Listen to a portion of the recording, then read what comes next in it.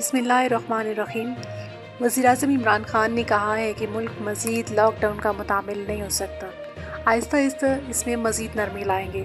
اطلاعات کے مطابق وزیراعظم کی زیر صدارت وفاقی کابینہ کا اجلاس ہوا، جس میں وفاقی کابینہ نے عوام کی جانب سے SOPs پر عمل درآمد نہ کرنے پر تشویش کا اظہار کیا۔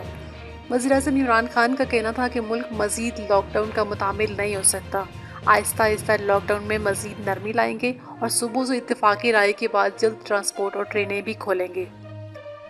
وزیراعظم نے وزیر اطلاعات کو بھرپور آگاہی مہم چلانے کی ہدایت کرتے ہوئے کہا، لوگوں کو SOPs کی پابندی اور احتیاطی تدابیر کی ترغیب دینا ہے۔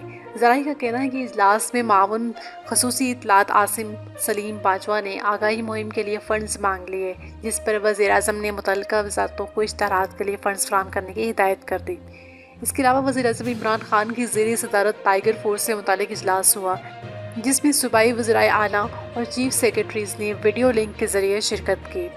وزیراعظم کو صوبائی سطح پر ٹائیگر فورس کی ہفتہ وار رپورٹ بھی پیش کر دی گئی۔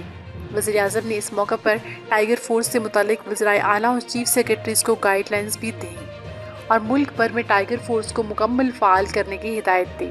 اس کے علاوہ انہوں نے اجلاس سے اپنے خطاب کے دوران مزید کہا کہ ضلع، تحصیل اور یونین کونسل کی سطح تک ٹائیگر فورس کو متحرک کریں، ٹائیگر فورس سے احساس لیبر رجسٹریشن پروگرام میں بھی مدد لیں۔